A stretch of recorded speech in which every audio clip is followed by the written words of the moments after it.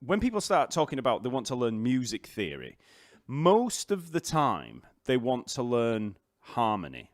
That's because music theory covers a lot of stuff. I mean, theory can mean a lot of things. I mean, from the absolute basics of intervals and notes themselves, and how you create a major scale, real elementary basic stuff like that, all the way through to Schenkerian analysis and, compositional techniques like studying, Bartok and Stravinsky and people like that.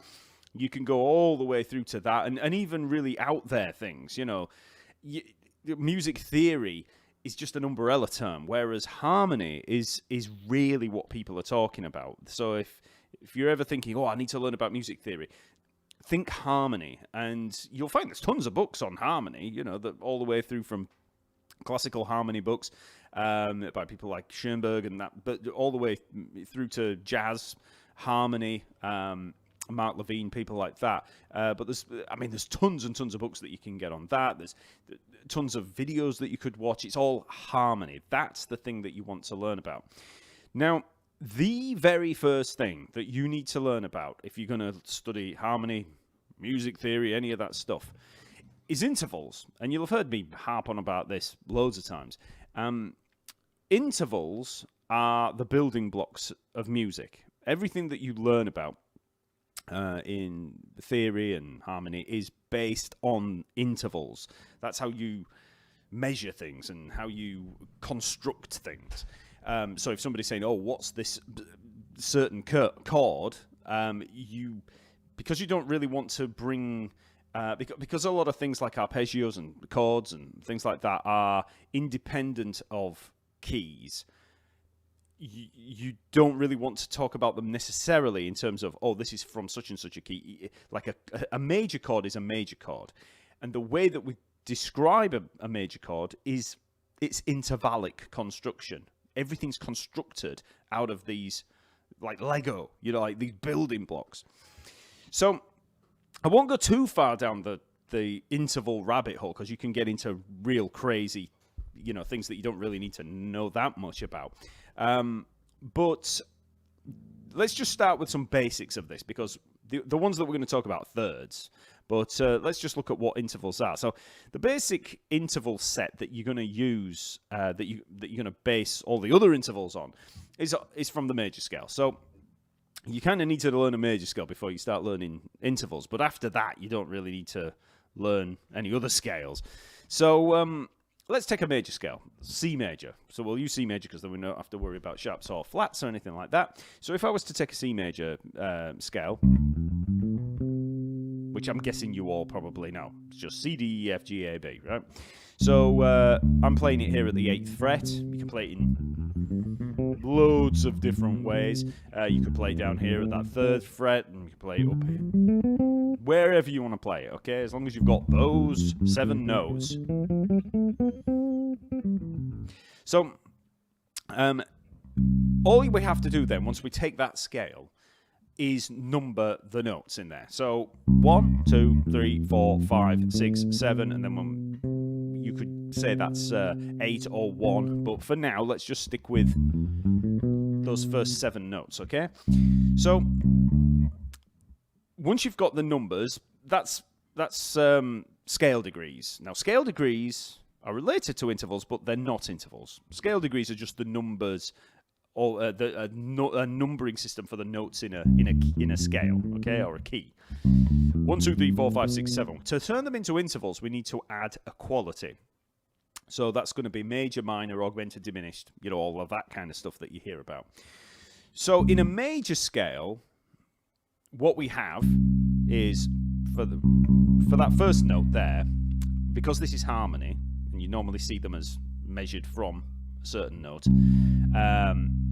that's called a perfect unison. Don't worry too much about that. You don't need to really use that term that often.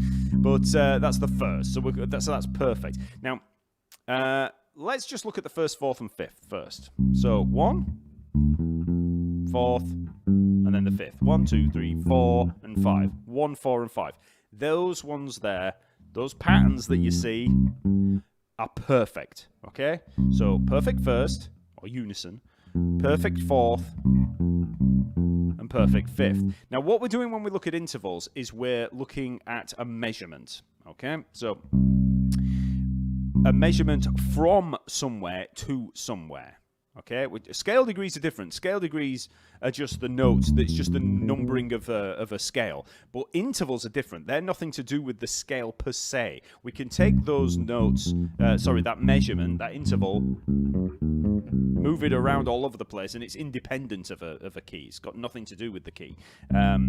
So if you look at that fretboard pattern, just to begin with, same fret, next string, okay?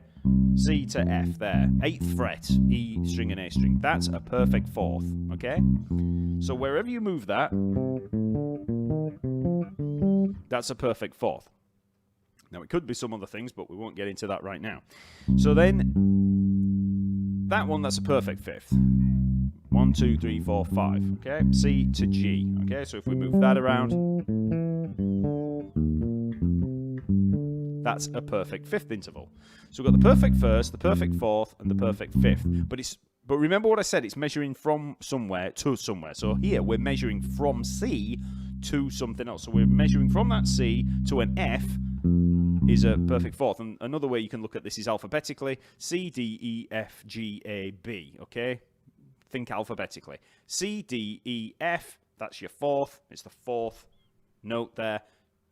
C to G, 1, 2, 3, 4, 5. Okay? So you measure them.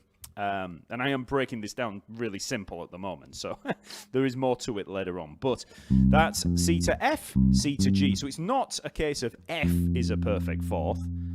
It's C to F, C to G. D to A is a perfect fifth. D to G is a perfect fourth. Forget scales now. Ignore the fact that we based it on a major scale. It's just, once you've learned that, it becomes an interval, okay? Somewhere from, you're going from a note to another note. That's really important, okay? So the other notes that we've got there in that major scale are major, okay? So we've got 1 to 2 there. That's a major second. So C to D is a major second. Remember, it's not D's a major second. It's C to D, okay? Remember, alphabetically, C, D. C to D is a major second. C to E is a major third. Like I said, C to F would be a perfect fourth. C to G is a perfect fifth. C to A is a major sixth. And C to B is a major seven. They're named that way because they're based on that major scale. But once you've learned those intervals in that major scale, you can take them away from the major scale. Just use them to measure anything. Okay, so C to E, major third. C to A, major sixth. C to D, major second. C to B, major seventh. Okay? So that's those intervals that we've derived from a major scale. And like I say, wherever you put them, that's a major third, wherever we put it. Now, the other ones that we're going to look at are going to be minor and augmented and diminished. So to create a minor interval, we just drop that top note down a half step, so down 1 fret. So C to E is a major third, C to E flat is a minor third. However you play it, don't worry about the fretboard pattern too much, because you can play the C to E there and C to E flat there, C to E there, C to E flat there. You could play C to E there, C to E flat there. It's just the notes, right? So we drop that top note down a half step. C to E flat is a minor third. C to D flat is a minor second. Remember, C to D is a major second. Take that D to a D flat, it's a minor second. It's got nothing to do with minor scales, okay? Because there's no minor second from the root note in a minor scale or a minor key. So if we take the C to A, which was a major sixth, C to A flat is a minor sixth. C to B, natural, is a major seventh. C to B flat is a minor seventh, okay? So that is the basis of major and minor intervals. And once you know those, then, you know, wherever you are, you can work out what they are. Augmented and diminished intervals are created usually from perfect intervals. So if we take a perfect fourth, sorry, before I get to that, an augmented interval is when you take a perfect interval, take that top note up a half step. To diminish it, you take it down. Okay, so think augment, get bigger, like breast augmentation. And then for diminished, you get smaller. So C to F, take the note C, take that F up to an F sharp. That's an augmented fourth. C to F, take it down, turn it into a flat. F flat, that's a diminished fourth. I know it looks like a major third, but it's actually a diminished fourth if you do it by letter. C, D, E, F. C to F of any kind, be F sharp, F flat, F double sharp, F double flat, whatever it is a type of fourth. So already you can see how getting into these intervals, you get all this weird enharmonic kind of weird stuff. But, don't worry too much about that for now, because we're not really going to use the augmented and diminished too much. So C to G, perfect fifth. Take that G up to G sharp. We've got an augmented fifth. C to G, perfect fifth. Take the G down to a G flat. You've got a diminished fifth. Okay? Diminished get smaller, augmented get bigger. And that's pretty much it, okay? I've done deep dives on intervals in a lot of other YouTube videos because there is a lot more to it. You can invert them, you can have diminished thirds, you can have augmented sevenths. There's all kind of weird things that go on. But just in terms of the basics of major and minor intervals, which is what we're going to be looking at here, and the basic augmented and diminished intervals, that's what you're looking at, okay? So, up to this point, right? Remember what I said. Intervals are the building blocks of music. If you want to get into harmony and theory, go for intervals first. Forget about modes. Forget about scales. Oh, I've got to learn all these scales. No, you don't. Intervals are the key. Once you've learned intervals, everything else becomes a hell of a lot easier. Okay? So we're going to look in particular at the thirds. Okay, major and minor thirds. So remember what I said. So let's do it down here for C, okay? C to E there, we've got that major third. And then C to E flat, that's the minor third, okay? You could also play it here on the same string. So C to E. So that's the, that whole step. That's another way of playing a major third. Same note, but just on the same string. And then minor third, C to E flat, okay?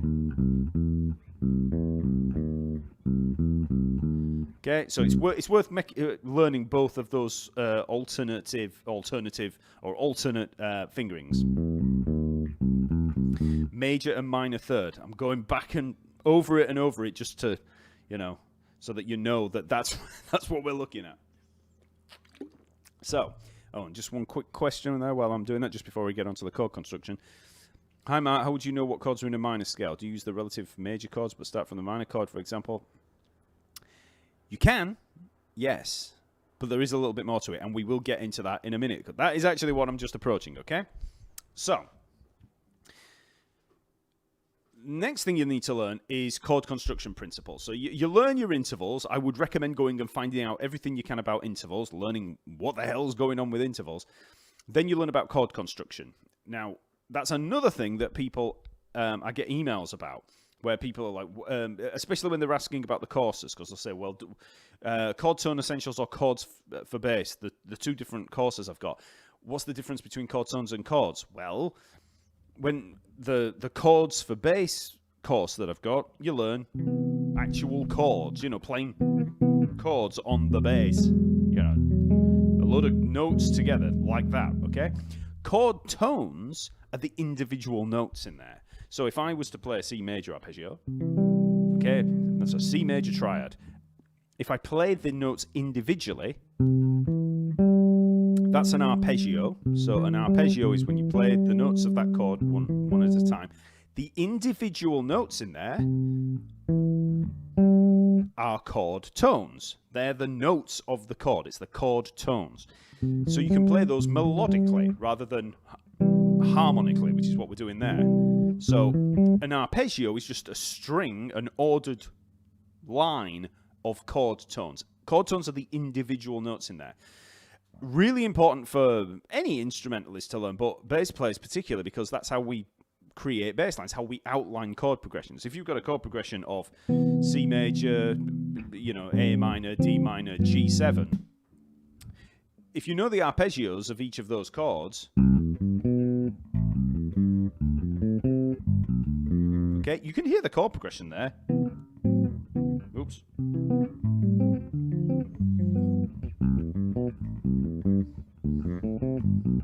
You can hear the chord progression moving along. You can hear it there. There's C major 7, there's A minor 7, there's D minor 7, there's G7. Now, obviously, you wouldn't want to just play all of those notes all the time in a bass line, but you can take those individual notes, even if it's just root fifth. I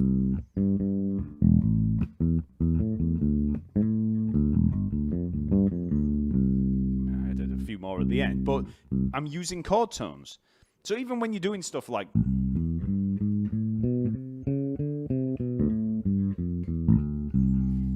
I'm using chromatics a little bit there, I'm using the scales and stuff, but it's all working around the chord tones. It's the chord tones that are the important part of that. That's the framework that you're working around. If you want to know how to create bass lines through a chord progression, if you want to do something more than just play root notes,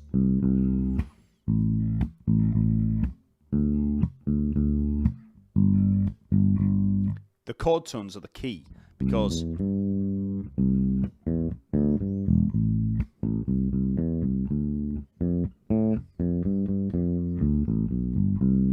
very simple, silly bass line, but you can hear that I'm outlining the chords there. I'm using those notes. So even, like I said, if it's just root fifth, that's chord tones, okay? So we're learning chord tones. And when you learn about chord construction and harmony on an instrument like bass, yeah, you can learn them as chords, but really you want to learn them as arpeggios. So if somebody says, what's a D major 7 sharp 11, right? You can just outline the arpeggio. That's the notes of that chord. You could kind of play it as a shell voicing like that, but you really just want to learn the arpeggios for these things. So if it was let's say a G7 flat 9, there's that flat 9. I've learned the G7, and I've added the flat 9. And you want to learn it all over the fretboard. You want to be able to play all over the place. So that's what we're actually looking at. Learning chords and chord construction principles, which is pretty straightforward, to be honest, and then applying it to the instrument as arpeggios. Like I say, you don't have to start thinking of chords all the time, because for a beginner especially, that can be it can be quite tricky, on the hands, if your hands aren't up to it. If you're wanting to play like an add 9, which is like that, where, it's hard a lot of them are really hard to play. And some of them you just can't play on a bass, because if you've only got a 4-string bass, you can only play 4 notes at the same time. So even something like a minor 7 flat 5, it can be pretty hard to get all of those notes in there. Really, you have to kind of simplify them. So we're looking at arpeggios. So if you want to learn about harmony, you do it via arpeggios on a bass. So, just have another sip of this. So, how do we make chords? Like I said, it's with intervals. So when I very first went to music college, I remember I had one lesson in particular, in a harmony lesson, where I had one of those light bulb moments. And I'm really pleased that some people mention on some of my YouTube videos that they get light bulb moments where it's like, oh, that's how it works. Well, I've had plenty of those myself, where just somebody explains something and it all makes sense all of a sudden. All of the weird lingo that you end up hearing, just, that makes everything really complicated. You hear one thing from a certain tutor and it's like, that's it. I've got it. I understand it now. And then all of a sudden you just open up this huge, big lot of knowledge or access to a lot of knowledge that you just didn't think you could, that you had access to. So, chord construction, when we talk about creating things like triads, and then seventh chords and ninth chords and all of that kind of stuff. It's all based on something, and forgive me for using this word because it sounds quite like it's like sophisticated. Tertian harmony, right? Now, you might not have heard that term, tertian harmony, before. But what we're actually looking at in tertian harmony is construction of chords using thirds. Okay, so we're just using thirds. So think about those intervals we just looked at. C to E, C to E flat, G to B flat. Major and minor thirds, and you just stack thirds. Now, some people find it a little bit odd when I use that term of stacking thirds. They don't really get where I'm coming from with it. So I'll try and make this as simple as I can. So let's make a C major triad, right? So think about the two thirds we've got. We've got a major third and a minor third. So we can combine them in actually 4 different ways. So to make a C major triad, what we're going to do is we're going to take a root note of C, okay? So it's going to be a C major triad. And remember, a triad is a 3-note chord, okay? There's a C, and what we're going to do is build a major third, okay? So what was a major third from C? It was an E, right? Okay, so that's all you need to think of it to begin with. C to E, okay? Major third, okay? So if you just, wherever you want to do it, on a C, take it, if you've got a bass in your hands, find a C, like that C there at the 8th fret of the E string, and then find an E, that major third, build a major third, okay? That's your major third. Now, from the E that we've just got, now build a minor third. So remember what I said when we were playing these major and minor thirds down here? You can play them here on 2 strings, or you can play them on 1 string. So after you've got to that E, now build a minor third on 1 string. And what do we get? We get a G. Okay? C, E, G. That's it. We've got 3 notes there. That's a C major triad. We've got a major third, and then a minor third. We've stacked one on top of the other. C to E, and then E to G. That's it. When I say stacking thirds, that's what we're doing, okay? Major third, minor third. We're just going up in a linear fashion. C to E, E to G, okay? Hopefully that makes sense. Because sometimes it takes a little bit of doing to unlock that in people's minds. Because they don't... I think it's going to be more complicated than it is. But if you know a major and a minor third interval, that's all you need. That's it. That's all it is. So we've got a major third and a minor third. C, E, G. Okay, and you can do that on any note. So if we were to take a D, take a major third, we get F sharp. From the F sharp, we build a minor third, we get the A. Now, I know that a lot of you, when you've learned a major arpeggio, will have just learned it as a fretboard pattern. Someone will have said, oh, C major triad is 3rd fret on the A string, 2nd fret on the D string, and then the 5th fret on the D string. And you'd have learned it as this kind of fretboard pattern without actually thinking of why it's that, what the construction is. Why is that a major triad? Oh, it's because it's the 1st, 3rd, and 5th of the major scale. No, that's not what it is. That's not the construction of a major triad. Major triad is a major third and a minor third. We're stacking thirds. Remember what I said? It's tertian harmony. We're stacking thirds to create these chords. It doesn't matter what the key is. Forget keys. Forget scales. We're looking at intervals and creating chords from them. So if you've ever thought, oh, a major triad's created from a major scale. No, it isn't. It's completely independent of that, okay? So, E, C, E, G. Now, if you were going to measure each of those notes from the C, you'd have a major third, and that C to G is a perfect 5th. So, eventually, once you know what the stacking is, you can ignore the stacking and just think of what the intervals are from the root note. That's a much easier way of looking at it. But there's no getting away from the fact that we're actually stacking thirds, right? So, think about what we've got here. We've got a major third and a minor third. So, think about the different ways that we can actually combine them. So, for the major triad, we had major third, minor third. So, we could also have a minor third and then a major third. What happens if we do that from a C? Okay, I'll do it from this C just to make it, because you'll probably all know the notes down here a lot better. So if we take a minor third from a C, let's do it on 1 string, C to E flat. We get to the E flat and now make a major third. We get the G. C, E flat, G. That's the minor triad. Okay? So a minor triad is a minor third and a major third. major triad, major third, and a minor third. That's it. It's the opposite, okay? And when you learn them as chords, like basic, chords like that, C, E, and G, you can see there's I'll try and make it so that you can see it there. There's the C, there's the E, there's the G. There's the major third, there's the minor third. Major third, minor third. Okay, you can actually see it on the fretboard as 2 thirds. When I do the minor third, I'll try and get that one out of the way. Minor third, major third. Okay, minor third, major third.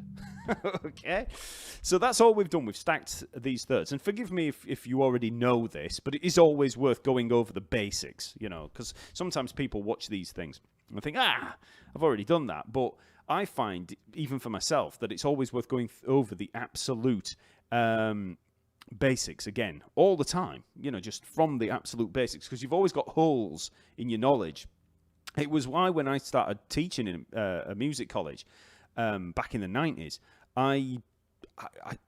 there were certain things when I was trying to describe them, and you're talking a bass player or whatever, because I wasn't just teaching bass. If you're teaching a theory class or something like that, where sometimes the students might have big gaping holes in the knowledge, in the absolute basics, and the more holes you've got in the absolute ground level basics, the more it causes problems as you go up. If you don't have the absolute basics nailed, like these intervals, you're just going to start running into problems when you start trying to understand other things. It's why I get questions about modes and things like that. Why do I need to learn modes? Well, you don't really, but, if you need to use modes, then yeah, you need to know them.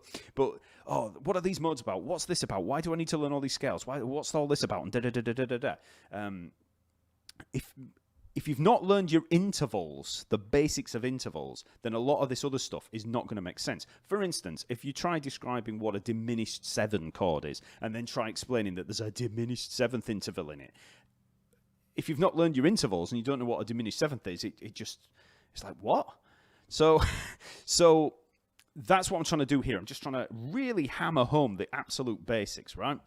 So that's the major and minor triad.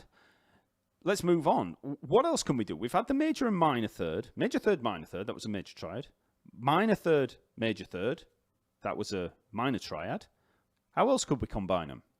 Well, we could take a major third and a major third. And then a minor third and a minor third. So we have the same ones. So let's take the C again. C to E, major third. We're going to stack 2 major thirds. What's a major third from E? It's going to be a G sharp. C, E, G sharp. That is an augmented triad. Spacey. Okay? So that, 2 major thirds stacked. That's an augmented triad. Okay? Let's do 2 minor thirds. C to E flat was the minor third. Now let's build a minor third from the E flat, and we get a G flat. That's a diminished triad. Okay? So we've now got 4 triads. We've got a major triad, a minor triad, an augmented triad, and a diminished triad. That's your 4 basic triads.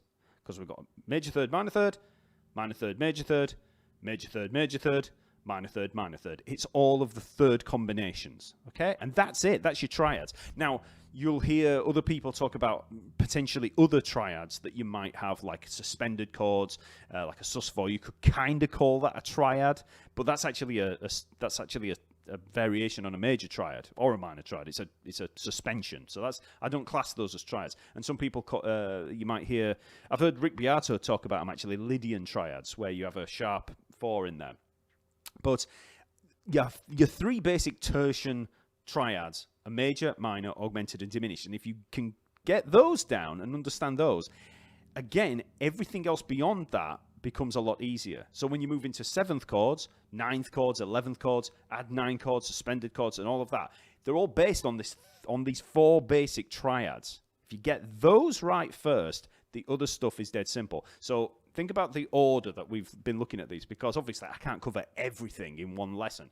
But the order, I would say, even if you're not going to learn from me or Scott Devine or Joe Hubbard or Yannick Whitstall, like bass players online, if you're going to go away and find harmony books or look at pianists or sax players or anybody that teaches, the order that you want to deep dive in this stuff is intervals first, and then triads, triad construction like this. Then you move into the other chords, seventh chords, added chords, suspensions, and you just learn that. And it's very basic principles. Now, I'm not going to go too far down that road because it'll take me ages. But that stacking of thirds you can do. Let's just go to the other extreme, right? What happens if we keep stacking thirds, right? So we'll just do this based on I'll start here on this C. So we had the major third, and then we had a minor third, which gave us the triad. From that G, we can stack another third. It goes to its logical conclusion. So from the G, we can build a minor third or a major third. So let's build a major third. That gives us a major seventh from the root note. So that's a B. C, E, G, B. That's a major 7 arpeggio. Okay? So we've had major third, major third. If I'd have built a minor third, we'd have had a B flat. C, E, G, B flat. That's a dominant 7 chord. Okay? So that's all we're doing. We're just combining different major and minor thirds, just stacking them. So let's just go up through the major 7 one. So we get to the major 7th there, the B. What happens if we now build a minor third from the B? We get a D. Okay, that's the 9th from the C. So C, E, G, B, D. That's a major 9 chord. That's the arpeggio for a major 9. Then if we add another one, there's a minor third from the D. We get that F, which would be a major 11 chord, but you don't really see major 11 chords because the 11th there, the F, clashes with the E. But theoretically, that's the next third. You could build a major third there, which would give you a sharp 11, which is more common. So if we got to the F and then we built a major third from there, we get the A, which is the 6th of the chord, or 13th from the root. So all I've done there is stacked alternating thirds as I came up. Major third, minor third, major third, minor third, major third. Well, that was a minor third. 2 minor thirds. And then a major third. That's just to make it diatonic, really, with that C major key. Now, you don't have to work through that. All I'm doing is showing you what happens when you go down that path of adding thirds one after another. We basically get C, E, G, B, D, F, A. And once you get to the A, if I was to then build another third from an A, we get to a C of some kind, which is going to be the root notes again. So we've come, that's all of the notes of a C major scale as thirds. All of those notes there, C, D, E, F, G, A, B, are all there, just spread in thirds, okay? So for some of you, that might be a little bit of a light bulb moment just in itself, knowing that you can work up in thirds and have all of the notes of the major scale. But this is what we're talking about. If that's an arpeggio, they're chord tones. That's what we're learning. We're learning about chord construction through or via arpeggios. So all of the things that you learn, a pianist would play them all there. But on bass, we don't have that luxury of being able to play all of those notes all at one time. So we have to play them as arpeggios, okay? And it doesn't really matter where you play them. Once you've found out what they are, you can bring them all within 1 octave, which gives us that C major scale. But anyway, the main thing to take away from this is that we're building chords by stacking thirds, major and minor thirds, okay? So now let's move on to building chords within a key, okay? Now, I'm not going to go into 7th chords with this. I'm just going to keep it simple and do it with triads, okay? But bear in mind, you can extend this and actually build any kind of chords that you want. But what we're going to do is see what chords we can build in a key. So once again, let's look at the notes C, D, E, F, G, A, B, C.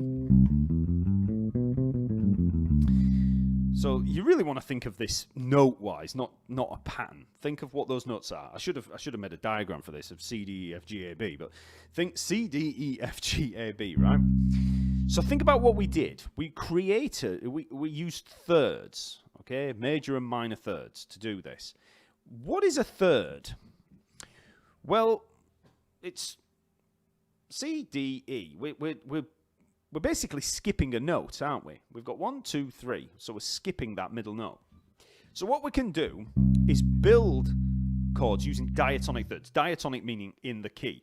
So if we take that scale, C, D, E, F, G, A, B, we take the root note, the C, skip the D, we get the E. That gives us our third. We're working up in thirds. C, E, miss out the F, we get the G. That's a major triad. You know, if you've learned those four triads I was just talking about, major, minor, augmented, and diminished, you'll know that shape. That's a C major.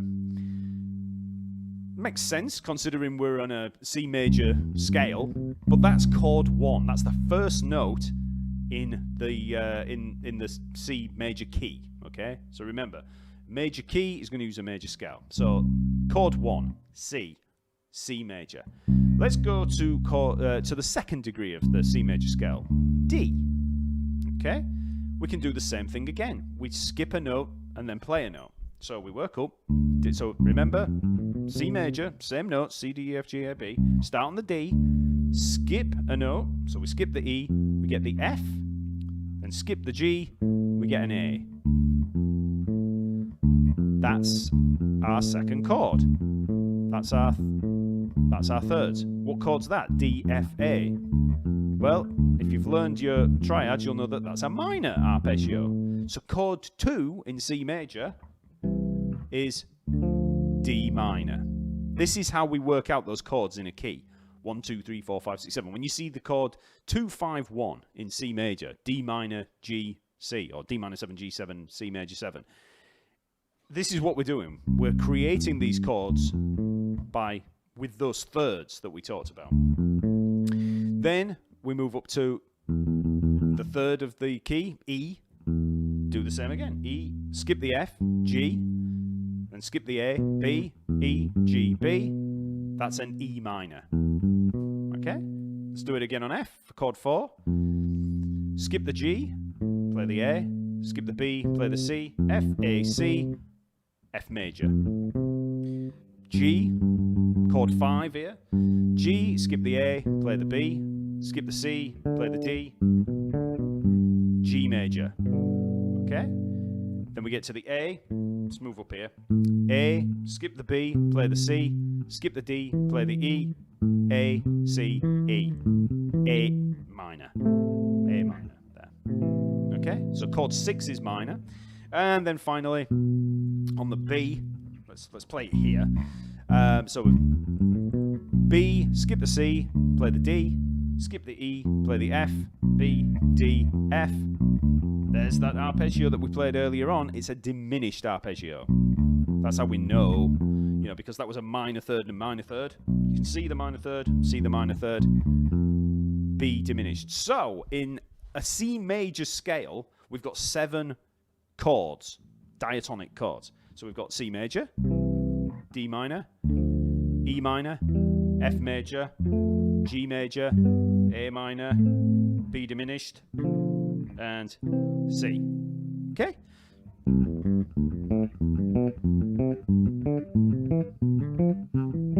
Okay? So that's how you get those 7 chords. Now again, like I said, a lot of you will probably already know this. You'll have possibly been told that order of them. Major, minor, minor, major, major, minor, diminished, or maybe been told 1, 4, and 5 is minor, the rest are major apart from chord 7, which is diminished, but not really known why, that it's to do with these stacked thirds, or the chord construction themselves, knowing that a diminished chord is created from 2 minor thirds, and that an augmented is created from 2 major thirds, and that a major is a major third and a minor third, and a minor chord is a minor third and a major third. This is where knowing intervals is really important, and then being able to see those intervals within key or a scale is really important, okay? So that's how we come up with all of those 7 chords in a key. Now, that doesn't mean that when you're creating something in the key of C major that you have to use those chords. That's another thing that you get asked a lot.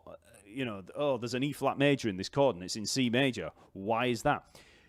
Most songs have got chromatic, meaning outside of the key, chromatic chords, chromatic melody movement, chromatic stuff. It's what gives it that kind of, it just gives it spice. So if you're in the key of C major, for instance, and then you get that, and then you get an A flat major, you get that cool sound. You know, that typical James Bond kind of thing. Or you might be there and then you get a let's say you're in C major, and then you get an E7, which is outside of the key. You know, it doesn't mean that you have to use those chords. It's just that is the diatonic set of chords that there are. So that's how you create the key. Those will create the key, but there's a lot more to harmony than that. There's, cadences and how chords move from one to the next. You go down a harmony path. You learn about harmony, but this is the basics. This is the absolute basics. That's why, when you're learning this, it's not that, this is the hard stuff, because sometimes people think that this is the complicated stuff. Learning about chords within a key. No, this is the absolute basics. Then when you learn more about how these work and how you harmonize a melody and how you just everything to do with harmony, that's later. But learning the diatonic set is the start, and then you learn about how chromatics come in and stuff. But you can see why chord tones are really important, about why learning arpeggios is really important. Now, you might be thinking, well, why do I need to learn any of this? Well, I suppose, just like anything, you don't have to. You don't have to learn anything on bass. You don't have to do anything. It's just music, isn't it? You're just learning an instrument. You don't have to do anything. But it is very, very helpful, because then when somebody says, this song is a 1-4-5 in whatever key, you know that those are major chords. So if you're in the key of C major, you know that 1-4-5, that they're just major chords. Okay? So if you were to move key and somebody says, can you play in A flat? You know that it's still going to be those 3 major chords. A flat, D flat, and E flat. So you learn your keys. And a 2-5-1. You learn that a 2-5-1 in C major is D minor 7, G7, C major 7. So then if you're going to play it in, let's say, D, you know that it's going to be E minor 7, A7, D major. So it's not that you have to do it, it's just that it's really, really useful, So that's the triads. Now, you can do exactly the same thing with 7th chords. So in that, in C major, let's say, think of what we did. We played a note and then missed a note, so C, and then we had the E and the G for chord 1. Well, we can now miss the A, play the B. That gives us a C major 7 arpeggio. As long as you've learned your arpeggios, learned your chord construction, you will know that that's a C major 7. Then for chord 2, we do the same thing. We had the minor arpeggio. We then skip the B, play the C. That's a D minor 7. E, I'll just whip through them now. E minor 7, F major 7, G dominant 7, A minor 7, B minor 7 flat 5. So, and then you've got C major. Like I said, this is absolute basics. This isn't complicated stuff. This is the absolute basics of harmony. And once you can do that, once you know how these chords are constructed, it makes such a difference in looking at music, and knowing where you are in it. So learning a song, then you don't have to sit there if there's a long chord progression, you can just learn what the numbers are. It's a 2-5-1 in C, or it's a 1-6-2-5, or it's a 1-4 or 1-5-6-4, that old chestnut. You can just learn them by number and then just move them to whatever key that you want. And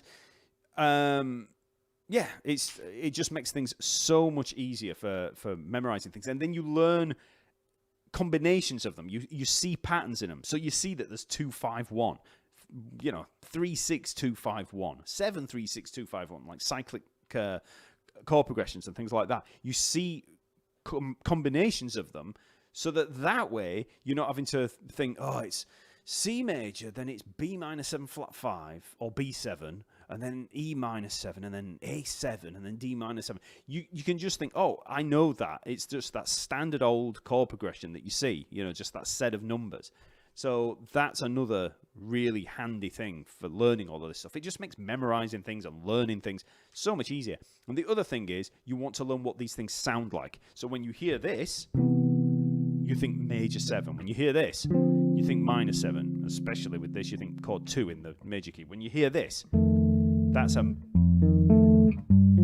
wherever it is, that's a dominant 7. Learn what the sound of the chords are. That this is that's a minor 7 flat 5. You learn the sound of them. You learn them both harmonically and melodically, so you know that's a major 7, and that's a minor 7, and then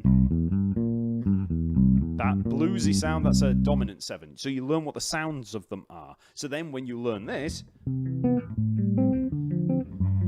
you know that's a 1-6-2-5. You just know the sound of it. So I'll leave it there for the harmony thing. But that's just the basics. It's just the basics that you need to learn. So you start with intervals, nail your intervals, just learn what they are. Learn what the majors, the minors, the augmenteds, the diminisheds are. I've got loads of lessons on this on YouTube. And in the Chord Tone Essentials course over at TalkingBass, I deep dive into this. I mean, I start with intervals. I go through all of the different chords, every chord you will ever see, really. Just every single one. Apply them to the bass, so you learn them all over the fretboard, and then we learn how to apply them to bass lines, fills, and solos. So there's is there 3 modules? I think it's 3 modules. It's my own course, and I can't remember. So there's the theory primer side of it. Then, actually, I think there's 3 modules, I think. So, and I've actually, funnily enough, I've been binding them all. I've been, because you get the actual course material in there. So, for instance, here's the sight reading course. So I've now got it all bound as you can't see that very well. Yeah, you can't see that. It's getting blown out with the light. But this is, I've been binding them all as books. So there's tons of them here.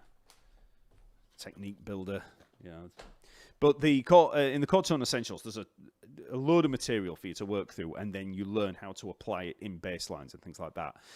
So, like I said, there's a sale going on at TalkingBass at the moment. So there's 30% off everything until the end of today. So if you want to get one of them, this is the end of this sale. It's the 9th anniversary sale because it's 9 years of TalkingBass now. So it's the same age as my daughter. So 9th anniversary sale. Like I said, 30% discount. So if you want to learn about this stuff that I've been doing, I think Chord Tone Essentials is the one that deep dives into this massively. But there's other courses there. If you want to learn to read, there's the whole sight reading course, the simple steps to sight reading. There's 700 pages of material in that, and it's 25 hours of video content. So it's a massive one, and it'll take you years to do. Don't think it's a quick fix. That whole course, you would literally be working on it for the next 5 years. It's big, that'll keep you going for a long time. Chord Tone Essentials, Scale Essentials, that one does the same thing for chord tones with scales. But you want to learn chord tones first before you start learning about scales. What else is there? There's the Technique Builder, so that's all a load of etudes for building technique. There's Chords for Bass, where you learn the actual chords. There's the Starter Pack and Basic Fundamentals, all of that stuff. What else is there over there? Ear training. There's an ear training course. I forget what I've actually published now. But that I've laid out there is a good kind of primer for getting started with it. So beyond that, you want to learn as much as you can about intervals, as much as you can about chord construction, and then you can start learning about how you put those chords together. But another good thing about that, about learning the chord construction principles, is that then when somebody gives you a chord chart, or you look at a real book, or, you know, whether it's jazz, pop, whatever it is, like a Beatles anthology book or something like that, you will know the notes in all of those chord symbols that you see. You know, those things that guitarists work from? You'll know what the notes are, so you'll know how to create a bass line from them. Okay? I mean, there's more to it than... than just knowing what the notes are. You've got to actually learn how to apply them and, you know, create a vocabulary and, you know, work on your sort of compositional side. But at least you'll know what the basics are, what the actual basic notes are there. So I'll go through before I go home. I'll just read through some of the comments and just answer some things. I just saw Pam there. Hi, Pam. Mark, you moving the live hangs from Saturday to Sunday? No, it's just that this was. It was just a last-minute thing, partly because the sale finishes tonight, and I didn't want people to not realise. There'll be an email going out tonight anyway, but I always get asked about 2 days after the sale's finished, I thought the sale was on, you know, so this is this way I'm going. Tonight, it finishes, so...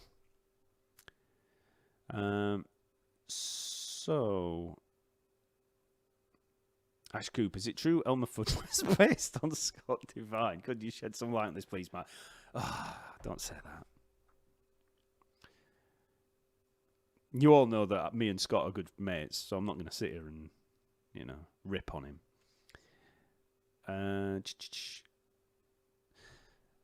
Icicle 19 says... actually beginning to understand from learning with Mark. Also like Rubiato, but Mark is making much of it more accessible to me. Yeah, I mean, the thing with Rick's brilliant, but like sometimes bass players find learning some of this stuff quite difficult because they're playing one of these and there's only 4 strings. And it, you know, sometimes it takes somebody like me as a bass player or whoever to kind of present something where it applies to 4-string bass for it to make sense. And just to give you that little start so that then you can go down that road on your own. Because, I mean, anybody with a one-on-one tutor should be able to learn this stuff. And anybody going to music college has to learn this stuff. But if you're self-taught, like most of you will be, it sometimes just takes a bass player to, like me, to present a certain thing, and then you think, okay. And then, because like I just spent all my time in the library, to be honest, when I started out. I mean, I knew a little bit from music lessons at school, and I played organ before I played bass. Not very well, but you know, I had a bit of a grounding in it, so I knew about chords, but I didn't really know about chord construction. I just remember learning chords. It's like, oh well, that's a C major, and that's a B7. I remember there being a B7, and you know, you just learn what these. Oh, that's the notes for that, but you don't really know what the construction principles are. And as soon as you find that out, it's like, oh right, okay, so you know. You don't need to learn every single chord. You just need to know what the construction principles are so you can, you know, read them out on the fly, you know. As long as you know the intervals as well. If you know your intervals. And also one big thing to do with this is, I know the temptation is to just learn these things as fretboard patterns, but you really need to be able to do this by note as well. And that's where spelling drills can be handy. Pianists learn those notes anyway. You know, if you learn a C major triad, C, E, G, you can see what the notes are. It's right there. But a lot of bass players don't have as good knowledge of the notes on the fretboard, things like that. And it's just different. So, you know, it's worth knowing what the notes of a C major triad are. No, it's C, E, and G. What's a D major triad? It's D, F sharp, A. What's an E major triad? It's E, G sharp, B. Knowing what the notes are, so that then when you actually come to apply them on the fretboard, you're not having to just think of these box shapes. You know, so if I want to play an E major triad, I could play E, G sharp, and B on one string, and it wouldn't be a problem. You know, you could just play it up one string. So that's another thing to be aware of. Hi, Waylon from Nashville. Oh, hi, Keshup from India. Thank you for explaining stacking major minor thirds. Now I get it. Cool. Mercia seems to have had a bit of a light bulb moment for it as well. Stacking thirds, yeah. See, that was it for me. I was in this harmony lesson. I remember it was in winter time because it started in September, and it was dark outside, and our harmony teacher was stood there going through these chords in the key. And I just remember sitting there and just, honestly, it was the biggest light bulb moment ever. I was like, oh my God, how did I not know this? How did I not put two and two together and think that? How did I not just work that out for myself? It's because it's so obvious and so straightforward, but it wasn't something I'd put together. And then all of a sudden I thought, oh yeah. And then you can make chords from a minor scale, and you can make chords from a Dorian scale, and you can make chords from a Phrygian scale. You can make chords from anything if you do it that way. I mean, you learn the basic chord construction, but then when you actually create them in a key or from a scale, that's different. But don't get... A lot of people think that these chords are created from scales. They're not. You can create chords in a scale, yes, but the actual chord construction principles are just the chord construction principles. They're nothing to... You don't think, a major triad, that's the first, third, and fifth degrees of a major scale. Yeah, it is, but that's not what a major triad is. It's not created from a major scale. Just as... Because by that reckoning, what's a minor 7 chord built from? I'm guessing some people might think, oh, that's a Dorian scale that it's built from. Oh, okay. Why would it not be a natural minor scale? Why would it not be a Phrygian scale? Why would it not be a, whatever? What's a diminished triad built from? Oh, that must be a Locrian scale.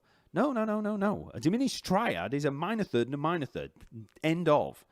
Just because you can create it you can build it in a major key, it's the 7th degree. You can build it as the 1st degree of a Locrian scale. Yeah, but that's not what it is. And I keep seeing that around.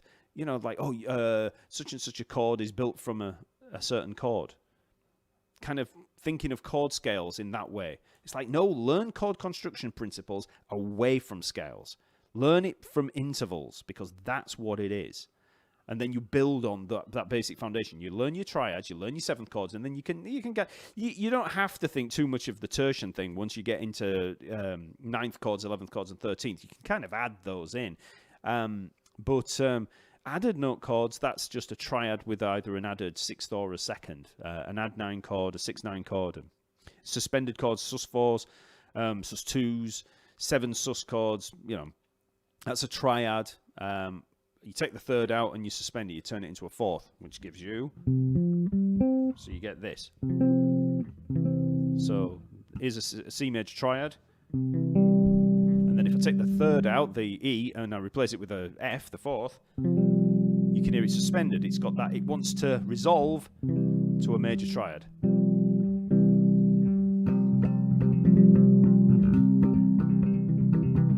My terrible way of playing Pinball Wizard. Sus4 to major, it's just a suspension. It's taking that triad and it's suspending it. To actually be on D. Crazy little thing called love. So, it's just a major triad and you put the 4th in. Why bass guitar string is named E, D, G, E? It's not, it's E, A, D, G, but that's just the tuning of it. It's tuned in 4ths. It's just the tuning of it. There's no real necessarily any reason for it, but you can tune them in other ways. Everything is essentially stacking thirds, pretty much. How different Texas. Hi, Mark. What's your flagship music shop? He's talking at Mark B. No More Guitar Center, yeah. Just bass. The diminished triad 2 chord in the key of A minor is not diatonic. Now then. It is. So I'll very quickly, because he's just brought it up. So the chords in a minor key, you run into this... Right. So what's the relative minor of a major key? Okay, you just think of the 6th degree. So C major. So... If you want to know what the relative minor key is, you look at the 6th degree of it. So A minor is the relative minor of C major.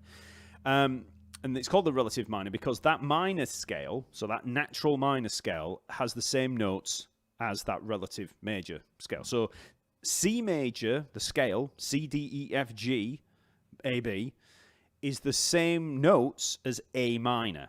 A, B, C, D, E, F, G. So A, B, C, D, E, F, G, A. That's a natural minor scale. It's the same notes as C major, but starting on the A, okay? You could also call it an Aeolian mode. So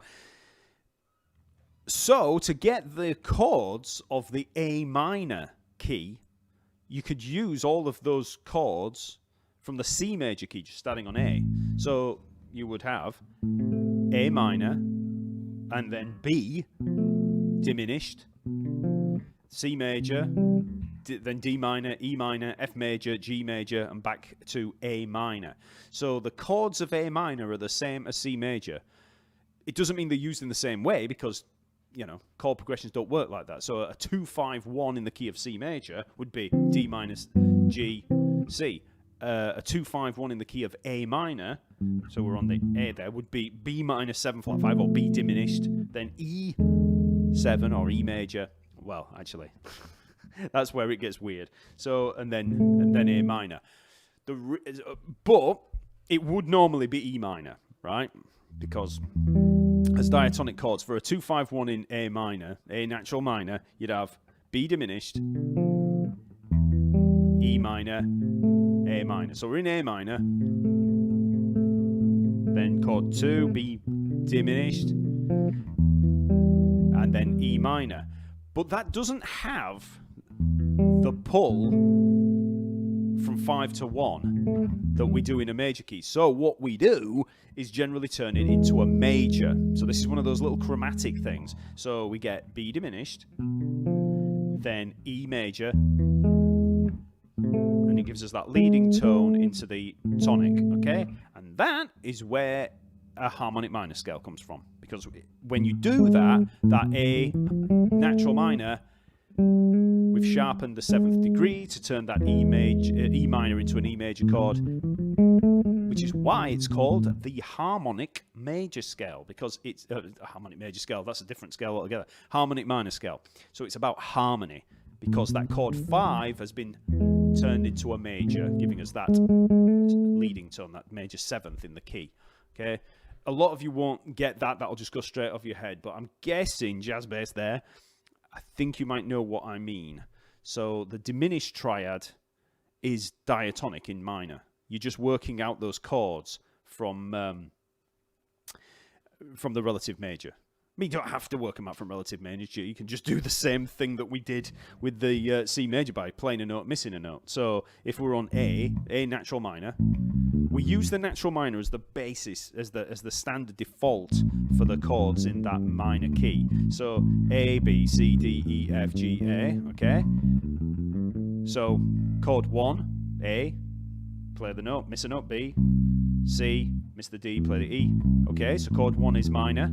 Let's go for the B, chord 2, miss the C, play the D, miss the E, play the F. That's your diminished. And then it just works up. C major, then D minor, E minor, F major, G major. And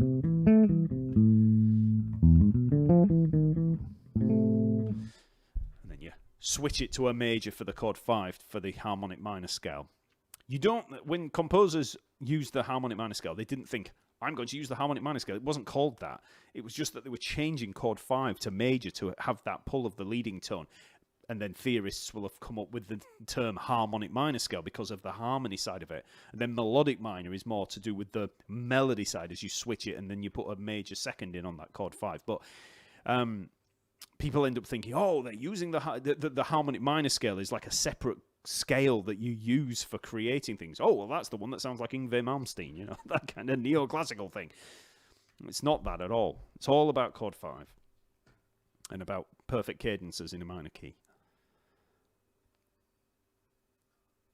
Just got the Levy leather strap.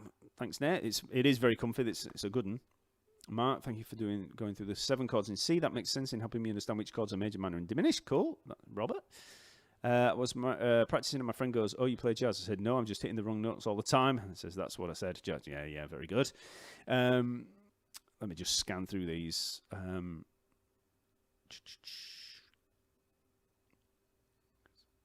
I'll just scan through them because I've got to get going soon. My missus is going out tonight for a early birthday thing. Oh, man, I thought that one moving behind me. There's a little adapter down there. Can you see it just behind me? I thought I saw it move. I thought it was a mouse. I think it was because it popped out from behind me. I was like, what the hell is that?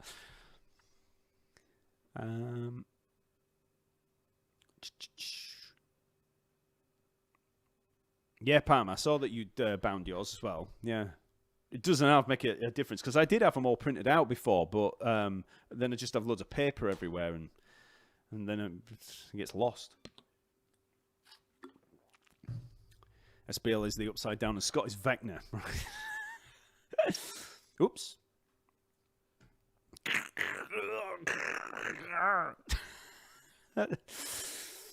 I think the camera is out of focus. It shouldn't be. I look pretty focused, unless it's just my stupid face. The stuff behind is because it's focusing on me, and it's just putting that stuff behind out of focus because of the light, because I've got these lights beaming down on me. But I shouldn't be out of focus. But maybe I've just got a funny face. Thank you, Mark. This is perfect. I recently finished the basic fundamentals course, and I'm getting ready to start the chords on essentials. Well, everything will make sense when you start working through that now. Right, let's just whip down through these.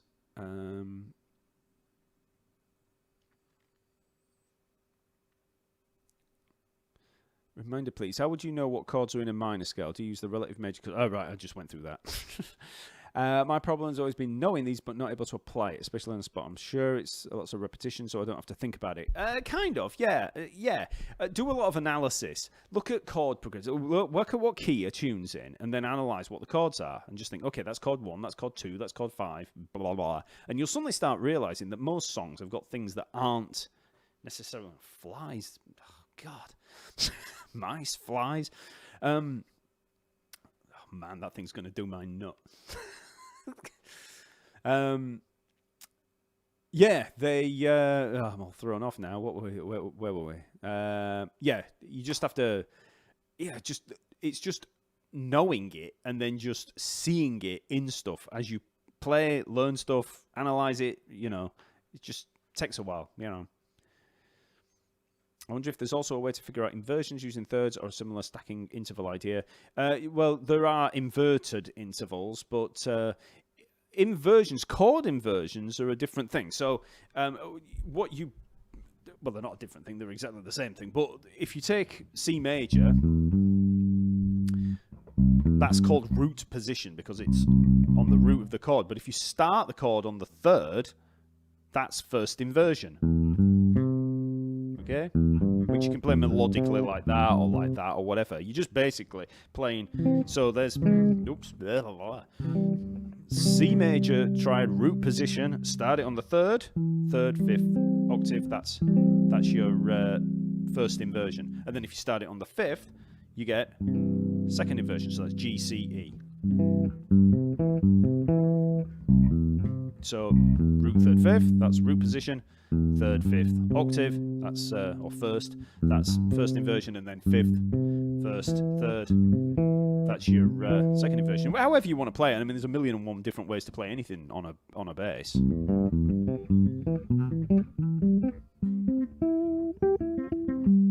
you know, you could just come down them like that. So that's inversions.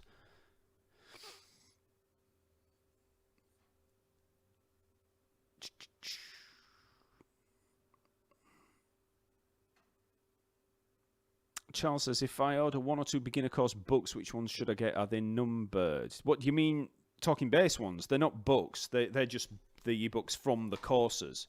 Or if you mean from somewhere else, then I don't know. Sometimes they might be numbered. But if you mean from Talking Bass, Yeah, they're not order. They're not in order in terms of numbers. There's the beginner course. That's for absolute beginners. If you're an absolute beginner, so it basically tells you about holding the bass and the very first putting your fingers on the instrument. If you're not an absolute beginner, as in you've only just got a bass, then the beginner course is not for you. But then there's the basic fundamentals, and that covers that's a leveling thing that teaches you about the basics of technique, the basics of there's even things on effects, but there's like the basics of changing your strings. There's basic theory things about like scales and arpeggios. There's the basics of everything. It's basic fundamentals. It's like a leveling thing. But then chord tone essentials covers everything in terms of harmony. So if you want to learn any of that stuff, chord tone essentials, just get that one course. It's just one course, and there's 3 modules in it. So, and like I say, like one thing that I do get asked a lot about as well is, do I have lifetime? Is there a length of time access on the course? And there's no, not at all. You get the course forever, lifetime. You can't download the videos. They're all streamed from the site, but you can download all the material and that, and you get lifetime access until the website, goes down or there's nuclear war. There's no more internet. The 3 chord in harmonic minor is a major 7 augmented 5th chord. Is it the same in natural minor? Don't get too caught up in the chords of the harmonic minor. Like I said, it's not about creating the chords in there for regular use. Yeah, for improvisation and stuff like that, you can use modes and chords and borrow them from a harmonic minor to imply a certain thing. But really, when you're getting started with all that stuff, you don't want to overcomplicate it with the harmonic minor. Don't learn the scale don't learn chords in the harmonic minor. You don't need to at first. Just learn the chords in the natural minor, and then just switch that 5 to a major chord, and that is what a harmonic minor is. You're implying a harmonic minor. Like I said, composers didn't think, I'm going to use a harmonic minor. They don't do that. They're composing in a minor key. And all of this stuff is just different ways of describing how they did that. Mark, have you changed your mind on Usyk being able to beat Fury? Not really. I mean, I was right about Usyk and Joshua, though. I mean, Joshua had a complete breakdown. I knew he'd beat him. And I was glad he beat him, to be honest. I'm not that into Anthony Joshua. He reminds me of Frank Bruno, and I loved Frank Bruno back in the 80s, but because I was a boxing fan from being a little kid. And, I really liked Frank Bruno, flying the flag for Britain and all that kind of stuff. But he was a bit chinny and, he wasn't that good. I mean, I know that he got the world title and stuff eventually. But Anthony Joshua was a little bit like him, big guy, and decent enough boxing, but he's... Fury has got the height and he's got the boxing ability. I mean, Usyk could probably play with Fury a little bit, but I don't know. It's going to be a bit harder for him to get in there. I know Usyk's got as good a chance as anybody of beating Fury. A lot better chance than Deontay Wilder, I reckon. Wilder just had that right hand, Well, and a left hook, I suppose. He got power in both hands, hasn't he? But, I mean, it just showed once he was...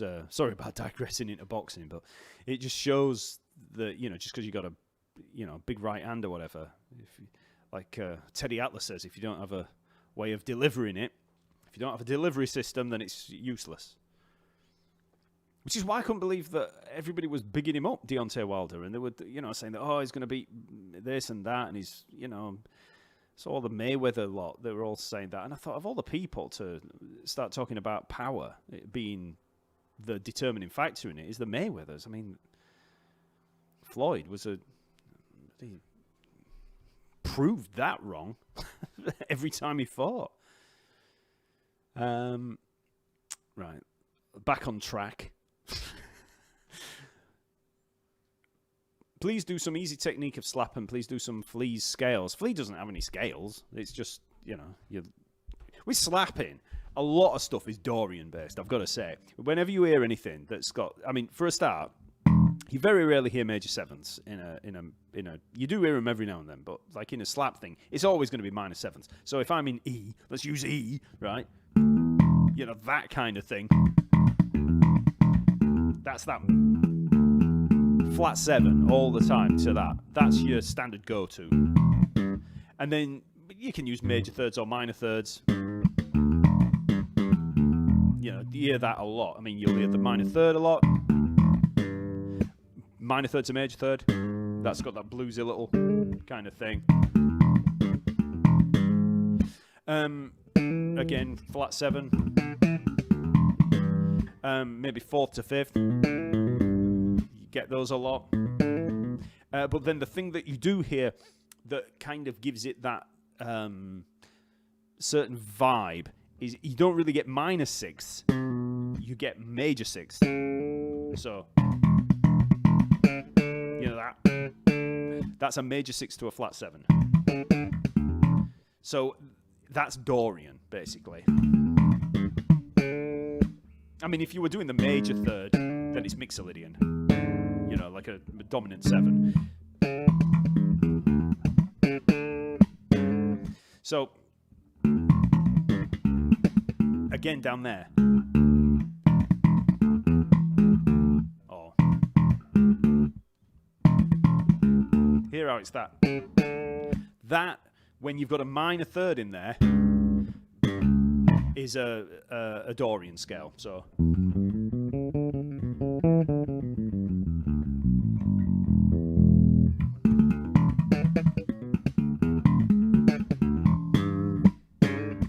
Or Mixolydian. But you very rarely get major 7ths, you know that. It just doesn't sound slappy, does it? Can you imagine that? You know, it's just not hip. But I mean, you could if you went, you know, then it's a major 7th on the D, so.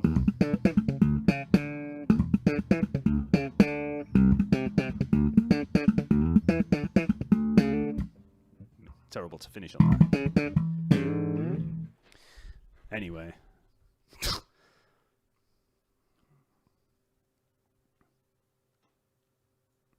Would it be useful to learn thirds in a cycle like the cycle of fourths? A lot of people do, actually. Yeah, that's not a bad idea. Still struggling to learn my fretboard when playing arpeggios, chords outside the box shape. I use my hearing to find the sounds I'm looking for. Yeah, I mean, but that's where learning things outside of the box comes into play. But I know what you mean. When you first start out, you start looking at these box patterns and then you kind of get drawn into learning them all the time and doing things in one octave, and that's the problem. So you learn a minor 7 like that in one, but really what you want to do is then go stick in one position for, like, let's say a minor 7 like that, but then extend it below. So if you've got E, G, B, D, you know, put the E in at the top and then come down to the D and the B down here. So I always like to, when I'm showing these kind of things like scales and arpeggios, if you, let's say you're starting on an A string, and that's an E, right, for a minor 7, start on the root note, that, you know, so you keep your bearings, work as high up as you can in that position, then come down and then work down as low as you can, and then finish back on the root note. And it gives you a better, you know, better bearings for it. And then, you know, you could learn the same thing starting on the second finger, and then down again. You know, you just try and venture out of it. As long as you know what the notes are in there, you can work them out. You know, so that's why I said learning by note is, you know, learning by pattern is almost like, it's hard to not do that because you see it on the fretboard. But learning, like, whatever I play, I know the notes of it, I know the pattern of it, and, you know, I know what the frets are, and the intervals that are in there, all of it at the same time. And that's really what you end up doing eventually.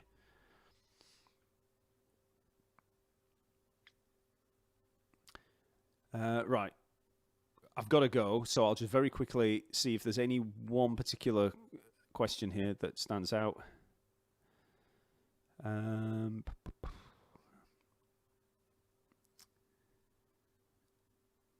Jazz bass is saying something else again there. B diminished 7 chord has an A flat, while key of A minor has no flats. Hold on.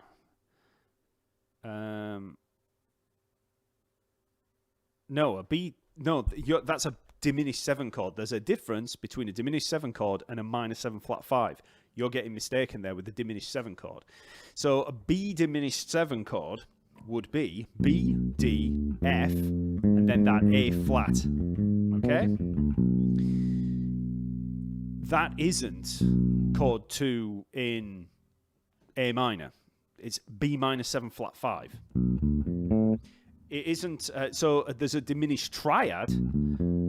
There's 2 different 7 chords you can build with a minor 7 flat 5 as the core there. So you can add the minor 7, that's a minor 7 flat 5, and then use the diminished 7,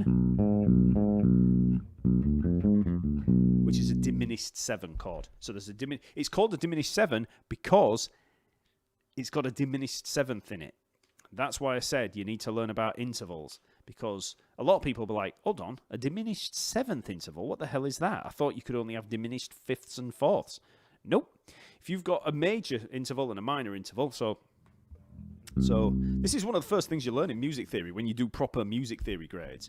So if you get, let's say we've got, let's think of one that we can use that'll be an easy one to explain it with. Let's go for that third thing, right? So if we've got C to E, it's a major third. C to E flat is a minor third. We can go one further. C to E double flat, which would be the D, is a diminished third. If we went down to triple flat, it'd be a double diminished third, and then a triple diminished third. But because it's an E of some kind, whatever type of E, I mean, we're just talking theory here. Major, minor, diminished. Major, one above, is augmented. So if we had C, E sharp, which I know looks like C to F, but we're thinking note names here. C to E sharp, that's an augmented third. And then it'd be a double augmented third and a triple augmented third. So in terms of major, minor, diminished, double diminished, triple diminished, quadruple diminished, we're up at the major again. Major, augmented, double augmented, triple augmented, etc. Ad infinitum. Which is why when people say, oh, how many keys are there? It's like there's an infinite number of keys. Because you can go theoretically, because you can have as many sharps and flats as you want. It's just that it's because the cycle of fourths actually is an infinite loop. It's just that we switch it halfway through to make it work. So you go around, you've got like C, G, D, A, E, B. And when you get to the B, we go to the F sharp. But then if we go beyond that, C sharp, it just keeps going. Well, if you go around the other way, let's say we go C, F, B flat, E flat, A flat, D flat, G flat. What's fourth from G flat? It's actually C flat, but we switch it to B to make it work and then go B, E, A, D, G. But if you keep going and then just go in C flat and then F flat and then flat, flat, and then you get double flats and it'll just keep going in an infinite cycle. I've completely digressed. But the key point there is you're looking at a diminished 7 chord. It's not a diminished 7. It's a minor 7 flat 5.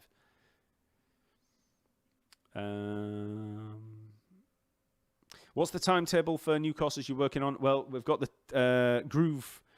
What's it called? The Groove Builder course, and I'm trying my best. I'm getting it done. I've written all the grooves. Now I'm just doing the drum tracks. And then once I've done that, I'm going to do then I've got to script the lessons and then record the lessons, of which there's probably going to be about 80.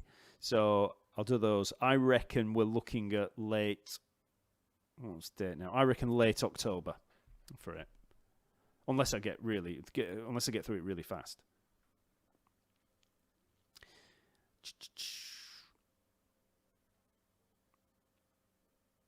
Thanks, Nate. So that's the technique builder. Any update on the applied harmony? Not harmonics, you mean harmony. Applied harmony. You didn't think... actually, Pam, did you think it was about harmonics? As in... That's not the course I was talking about. It's an applied harmony course, which is all about this stuff that I've been talking about today. But that will be something that I'll do at a later date. Time frame on release of smaller study piece courses for beginner and intermediate. Yep, I'm going to be doing that too. I've got a lot on my plate. Joshua is soft. Have you met Victor Wooten in person? I've been in the same room as him, but I've not. I've not spoken to him. I was at NAMM. We went to the Groove Gear thing, and he was there, and I just got mobbed by everybody. But he was watching the show there with us, but I didn't get to talk to him. But it wasn't like he was doing a thing there. It was just like a load of musicians in the room, and it's just that I don't like just going up to people and bugging them, Unless I've got something specific to talk about. I've had that before, where when I very first started meeting all these people, at these trade shows and stuff, and you go up to someone and think, oh, I did it with Dave Ellefson, from Megadeth. I remember walking up to him, and he'd just done like a big thing, and like a lesson thing. I went up, and I'm like, hiya, and said, I'm Mark, blah, blah, blah. This was quite a while ago. I'd not been doing Talking Bass that long, so, and we've had him on the channel now, but like, I ended up shaking his hand, and we stood there, and then we just stood there, and of course, I've got nothing to say, he's got nothing to say, and I goes, oh, I'll get a selfie then.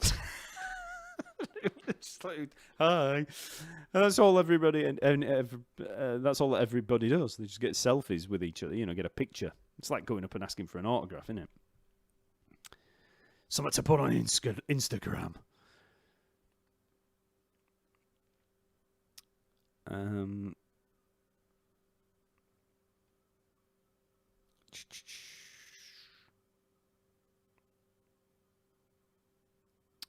Laurel says, I want to order some courses from Talking Bass. I'm playing a blues band. What should I order first? It depends what your level is. It's hard to say. Chord Tone Essentials is always good.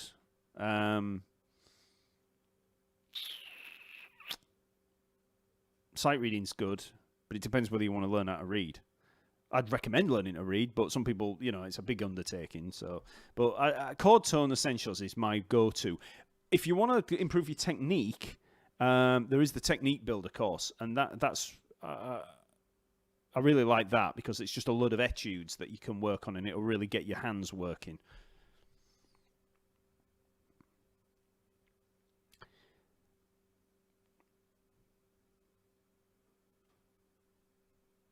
There is no C flat or B sharp. It's just a B. Nope. There's B sharps, B double sharps, B triple sharps, C double flats. Theoretically, you can have anything. The reason that so, for instance, certain keys will have those. So, for instance, what's a good example of this?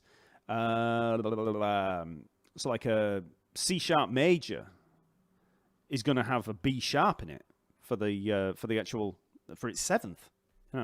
There's like a B double flat. So in a C, perfect example actually, a C diminished 7, because people always get confused over over diminished 7 chords. But a C diminished 7 chord is C, E flat, G, and B double flat. Now you might look at that note there, that A, I think it's an A, that second fret, but it's not. It's a B double flat because the construction of it is actually stacking minor thirds. C to E flat, E flat to G flat. There's the minor third, and then a third. G flat. Think alphabetically. G, A, B. It's going to be a B of some kind, not an A. Now, most people will simplify it and just say it's an A, just for the sake of argument, because it's too much hassle to say double flat. But that's just one of those things. I mean, there's and it's not just that it's a theory thing. A lot of this, a lot of people don't realize until they start reading music and learning it, let's say, properly. Like if you were a pianist and you went through all the repertoire and you were learning all the standard etudes and you learned classically trained, right?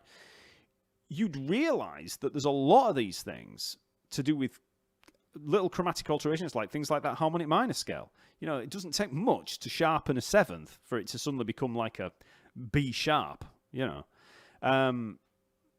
But when you study music theory kind of academically, you suddenly you realize that there's a lot of that stuff, and like I say, there are examples of it. It's not just, that's just theoretically what it'd be. Yeah, fair enough. Triple augmented, quadruple augmented, that is just theoretical. But you do get this in a lot of stuff. And it gets even weirder when you get into rhythm. If you really want a really good little book on that, Modern Rhythmic Notation by Gardner Reed's a great one for that. Yeah. Just seeing how weird things can get when you're trying to write certain things down. Like the problems that you get in writing a certain thing and what you have to go through to actually, write something that you're trying to express.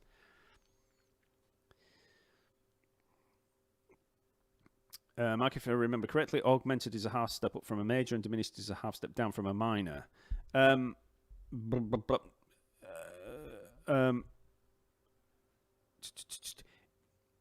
Yes, we're talking about intervals, but you won't see it very often. So an augmented is usually, I talked about this earlier, you might have missed it, but it's perfect intervals. That's where you normally have it.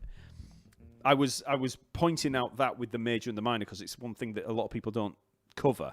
But usually you end up looking at perfect fifth, and then you take up that top note, and that's an augmented. Take it down one, and then it's diminished. So you've got perfect, augmented, diminished, right? But you can do it with major and minors. Well, sorry, not majors and minors. Seconds, thirds, sixths, and sevenths can be augmented and diminished.